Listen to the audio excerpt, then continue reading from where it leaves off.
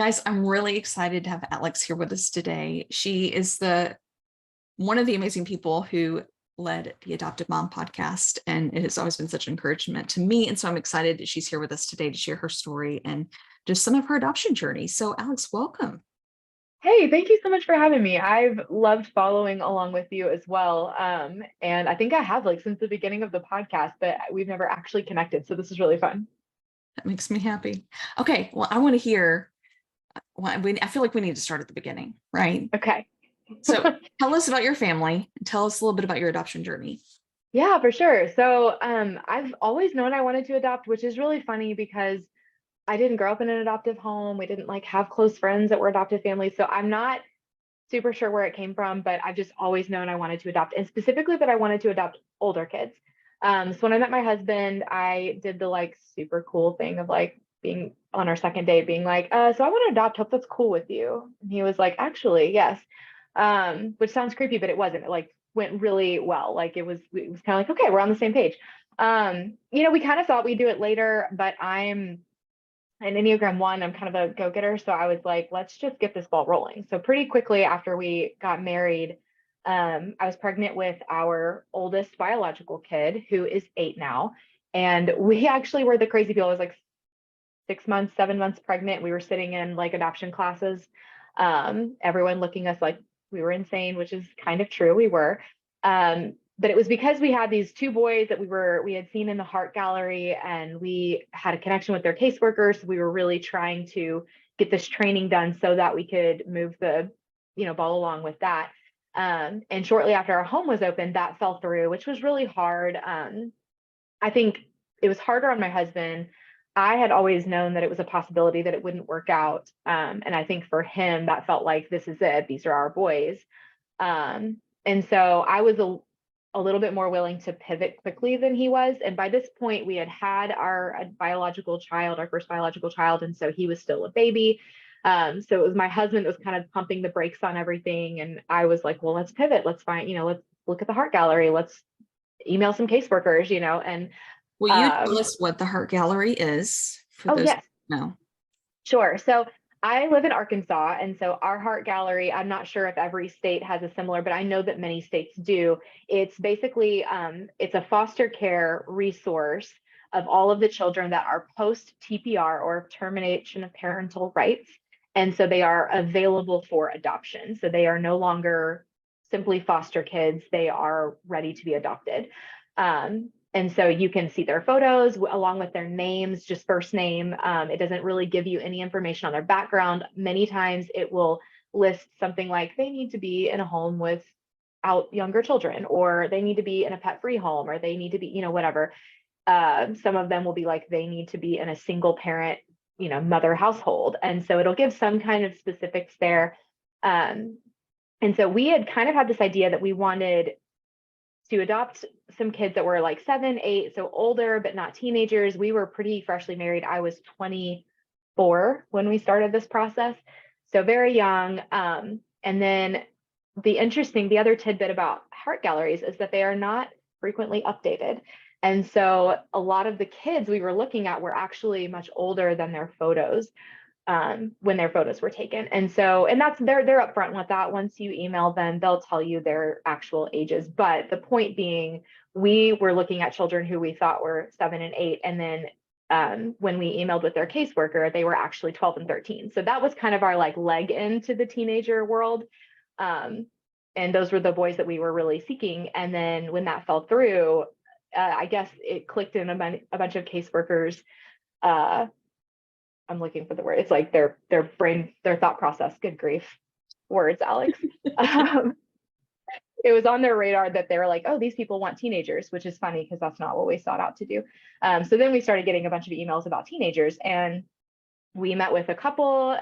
They, ended up going with other families. And so when it fell through with the first 2 boys, that was January. And by August, we actually had the placement of our son, who we adopted. He moved in with us the day after his 14th birthday, the day before he started high school. And he was moving in from a different town. So this was new place, new family, new to, fresh teenager-ish, and lots of change. Then a week and a half later, I found out that I was pregnant, by quite the surprise. And so we had to tell this like freshly traumatized teenager that like, guess what? You're going to be a big brother again. And we had our, at the time he was an 8-month-old. So we were kind of like, we're going to have 2 babies. And I was freaking out even separately from the adoption, about just having 2 babies because, oh my gosh, that's insane. Right. So then fast forward another 2 months, it was the day after our gender reveal party that it was a girl that I was carrying.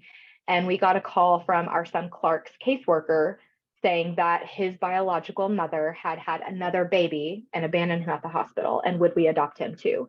We didn't even know she was pregnant because, again, he was post TPR. So this was such a shock. And we were like, he was being discharged from the NICU that day.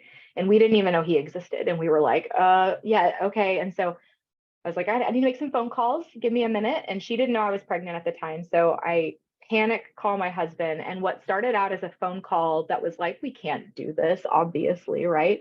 5 minutes later turned into, I guess we're going to do this then. Okay. It was just very fast, very crazy. And I made a couple of other calls to just support systems. And I was like, hey, I think we're going to do this really crazy thing. Are you there for us? Can you help? And they were all like, absolutely, yes. And so that was the big LOL to me because I was like, what are you doing, God, giving us 2 babies? They're going to be 16 months apart. And he was kind of like, just hold on.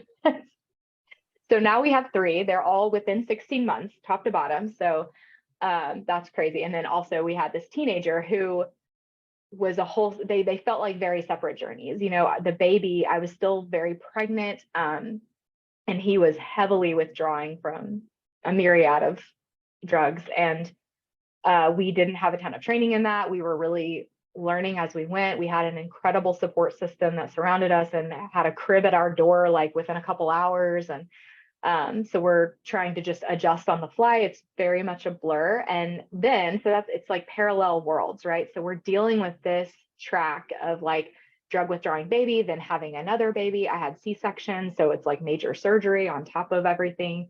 And then also in this other track, getting to know this teenager who we're learning just had a lot of gaps in his life, which is super common, by the way. And we learned that he had RAD, or reactive attachment disorder. If your listeners aren't familiar, which was a very crazy journey. I'll be honest. And he's 22 now, and I feel comfortable saying that. If he's listening, he would agree. In fact, he's about to do a talk with adoptive parents about Ask a Rad Kid. So the journey there, spoiler alert, has been very redeeming, even though I think I wanted to pull out every single hair on my head while he lived with us. And again, Clark, if you're listening, you know this to be true. And so, yeah, just kind of very 2 separate journeys. And somewhere in there, I just became very frustrated that it didn't feel like anyone was being honest. Adoption is really flipping hard, and it's so worth it, as you know, but it is so hard. And I felt like so many people were trying to pretty it up because you don't want to discourage people from adopting, right? But it almost has this counterintuitive reaction that instead of feeling like you should adopt because it's great, look at all these influencers and their pretty pictures on Instagram, it just leaves you feeling really alone and like you're doing it wrong and really ashamed. I just felt like I was doing it wrong for so long. And then as I started to be more honest, first within my circle, and then kind of on social media as well, to the extent of protecting your story and being honest about what you're going through, which are 2 different stories. It's perfectly okay for you to share your story without sharing their story, if that makes sense. But that still felt like a no-no because everyone was so hush-hush about like, don't tell them it's hard. So that's kind of where the Adoptive Mom podcast was born. We were on a vacation and we were on the way there, and I was driving in the middle of the night by myself, and I just had this idea that came to me that's like, I know I can't be the only one that's struggling. I know I can't be the only mom that feels so alone in this, that this is hard for. And I knew this to be true from talking to my friends. And I was like, then why aren't we talking about this? Why is this not more normalized? Why are we not helping these moms to feel like they're not going crazy in vain? They're not going crazy on an island. So I woke my husband up, and like he was asleep in the passenger seat. And I was like, hey, I have this crazy idea to start a podcast, which you have to keep in mind. That doesn't sound crazy now because podcasts are very common now. But back then it was actually like really random and weird that I was like, let's do a podcast. Um, and I was like, yeah, wouldn't that be fun to do like in a few years or something? And he was like, no, you're going to do it now. And so literally a month later, the first episode of the Adoptive Mom podcast launched. I did it for 4.5 years. We had over 100 episodes. And yeah, I just throughout that process, I got to talk to so many different cool people. We got to do really cool series on trauma and just the really hard stuff. I never wanted it to just be simply an interview like, let's just talk about your adoption story. I always wanted to tie it back to like, let's get some resources in here. Let's make moms feel less alone. Let's build us up. Let's fill our cups. All the, analogies that we love to throw around. Like I wanted all of that packed into, 45 minutes to an hour of each episode. And I loved it. I loved doing it. And when I ended the show in 2021, I was so thrilled to look around, and because at that point, podcasts had become more popular. And whenever I started, I was one of like 3 adoption podcasts. And there was a part of me that was like, I don't want to leave this void. But I looked around and I saw that so many moms were sharing their stories and were opening up. And I don't dare to think that's because of me. Please don't hear that. That's not what I'm saying. But it was just really cool to look around and see it becoming more normalized to talk about the hard stuff and to share our battle stories and fill each other up as we do this really hard thing that is so worth it, but really hard. Yeah, so there's the journey in a nutshell. I mean, that's why I love you. It's because it does feel like you're being like blindsided. You can have your eyes wide open and be like, yes, there might be reactive attachment disorder. Yeah. And you're educated on that. And then you get in and you're like, wait, no one told me about this. And it's like this whole different experience that like you had the factual knowledge, but you had no idea. And then you feel all alone and it feels like blindsided you. And I know that that's not their intent. Right. But at the same time, it's, yes, we need to be talking about these things. We need to be talking about the hard and the feelings and the emotions that come along with this that no one discusses, and that we're just kind of so it's this magical experience. And for me, I'm like, we're still getting to the magical experience. I'm sure it will happen. I'm sure I'm going to see redeeming things, but right now it's just hard. And that's okay. And I can stick with this in the hard and be present in all of those things. So I do feel like you're one of the trailblazers of opening eyes to, yes, it's hard. That's all I can say about it. Yes, it's hard because it's just so hard. And I know that there's adjectives out there besides that, but I just can't think of any other to describe it that we don't talk about. So yeah. Well, thank you for saying that. Your work and your boldness and your husband's encouragement to start a podcast and share your story. So yes. Where are your people now? And do you only still have 4? We have 4. We closed our home after we adopted our baby. Rock is his name. And we were kind of like, yeah, maybe we'll open it back up and foster eventually. No, that's not where we're at. There is still space for God to do work. We have 2 7-year-olds and an 8-year-old right now, but right now we feel pretty done. Our teenager, he lived with us for 4 years. He moved out on his 18th birthday. And that felt really, really awful. Like not him moving out. That felt good at the time, honestly. But it just felt like I felt like a failure. I felt like I had done something wrong. It just felt like this was not supposed to be our story. We were supposed to be the adoption influencers. I didn't necessarily want that, but I'm just saying we were supposed to be the ones that were like, look at this really cool family and this cool thing that we built. And that wasn't our journey. And I almost felt like along the way that became more powerful to me, that I could be this example of like, we don't look pretty and it's okay if you don't either. It's almost like we had 2 parenting journeys. Like I said, we had these parallel journeys. And so our younger kids don't even really remember Clark living with us. Even though he comes around now. And I'll be honest, when he said all the things that I wanted to hear the whole time, things like you were right, things like I should have listened to you, he says those things. And for a long time, I was not ready to hear that. I was like, little too late, buddy. I'm better now. I'm in a place where I can hear that, and we have a much better relationship now than we did when he lived with us, and I'm really thankful for that. If I'm trying to think of how many years, 6, 7, however many years ago, me could see me now, I don't know that I would have believed it. And I almost hesitate to say that because I know that that is not how it always works out. I didn't think that's how it would work out for us. I really didn't. I didn't think it would end in disaster, but I didn't think I would feel the way I do now. But watching him be a cycle breaker and change generations for the better is a gift that I don't really feel like I deserve a lot of the time. It's still that, like, I don't know that I earned it, and that's flawed in a lot of ways, I'm sure, but that's kind of the current journey I'm on with him, is just feeling like, how is this the story now? And how did we get here? At the same time as dealing with 3 triplets, in my home that are always causing chaos, and trying to walk that journey well also. Yeah, it's a trip. It's weird. I'm only 11 years older than our oldest. And so it's very interesting. He has a child, which is cool. And I don't know if that makes me, but we're still figuring it all out. Yeah, exactly. We're still figuring it all out. But in answer to your question, I think that where we are now, where everyone is now, isn't stereotypical. And that's something that I talked about a lot on my podcast, is it's okay for us to look different.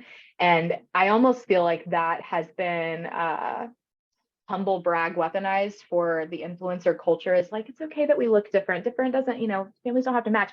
And that's true. But I feel like those are like cute little things that we say. And it's always uglier in reality, right? Like, we're a different family because there's screaming happening, because people are literally falling apart. It's not like, yeah, we might be different colors, or like, yeah, we might need extra help every once in a while. No, it's like we're drowning. We are falling apart. That's how we look different than other families. And so that broke me into, like, things can look different than they're supposed to, even within the adoption world. And that's okay. And so now, fast forward, and we have a situation where, like, we're not called mom and dad, which is fine, totally fine. And we're asking questions like, who are we to this kid, and what now? And I'm so much more okay with that than I was back, 6 or 7 years ago, when I was still trying to figure it all out and thought I was doing it wrong all the time. I feel encouraged, like, yes, by his journey and his story and like where he is now, but I think I'm more encouraged by just your journey through it, and how you've changed how your perspectives, like, it just gives me so much hope that not necessarily how I'm feeling now and where I think my kids are going to be and how awful I think it is. Like, I catastrophize this. Is that the right word? Catastrophize. Absolutely. Close enough. Totally Okay. word. Just made that one up. I don't know. I love it. This whole situation of like what it's going to look like when they're adults, and that may happen or may not, but it gives me hope to know that I can change all of my thoughts and my feelings and emotions around that. Like, that's hopeful to me, because I can't control them, but I can work on me. That's doable. Mm-hmm. I'm so glad, like, that is such a succinct way to say all of my blabbling that I just did. So Oh, it was beautiful. I love it. I'm encouraged by you. What are you doing now? Like, how are you? Because I don't imagine for a minute that you're not doing anything that's serving and loving others. So what is that right now? Yeah. Thank you. First of all, that's very kind. I'm staying home a lot of it. I work part-time as an Enneagram coach. So I work for a trauma therapy clinic, which is such a special full circle thing to get to do. A lot of the people that helped to triage us when we were at our worst, at our lowest, are now people I get to call coworkers, and that feels so special, that I get to sit in this office and help other people that are struggling along the way. And not all of them are from an adoptive family, but I think that just being trauma informed is such a I don't know, it gives us a unique position to see people differently in ways that we beg to be seen as adoptive parents, when we get things like, oh, but that's just kids, right? Or like, yeah, but that's a normal thing. And it's like, it just makes you want to scream and be like, you don't get it. I get to say I get it. And that feels really, really special. think that that's like such a sweet gift. I mean, to anybody, but to like really understand that somebody else actually gets it, because I feel like that I get it from a friend who, like, you don't at all understand what I'm talking about, that I'm cleaning up poop and urine off the floor all the time because, whatever the current situation is. I'm like, no, you don't get it.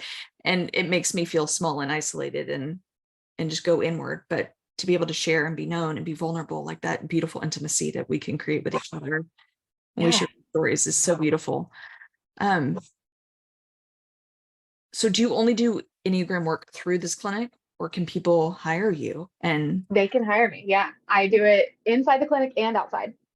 like, that's amazing to me as well. Just like having these gifts that we're born with and how our personalities are and like how we're born and then how this trauma shapes us. And yeah, I'm so I love intrigued. it. Yeah. So it's really interesting how I arrived here. When I was doing the podcast, I realized that the parts of that I loved were talking to people, doing this, and the parts of it that I hated were the parts where I was like sitting alone in an office editing or like crafting social media posts and like doing all the back end stuff. I just hated it because I am such an extrovert and I wanted to people all the time. And then this Enneagram thing popped up and I became very obsessed with it, which if you understand the Enneagram, this story will be funny to you. My husband is a 3.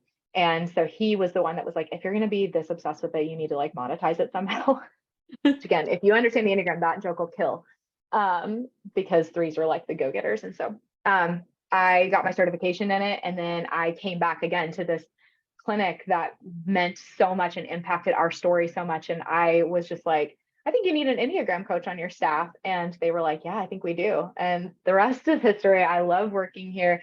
But then a lot of what I do is also business trainings and coaching on leadership. And a lot of that is family leadership. That totally falls within that category, leadership and development. And getting to go work with companies on how they get along and how they understand each other and how they see each other. And a huge part of that is being able to see people where they're at. So whether that is trauma, and that can look like adoption trauma, that can look like childhood trauma, that can look like a lot of different things.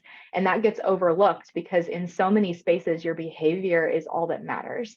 And people miss the underneath or the why we do things the way we do. And that is what has always fascinated me about people, is wanting to understand and wanting to see below the line everywhere I look. And I think that especially in our culture, we spent a really long time conditioning ourselves to only look above the line. And I love seeing so many people say like, hey, no, other things matter too.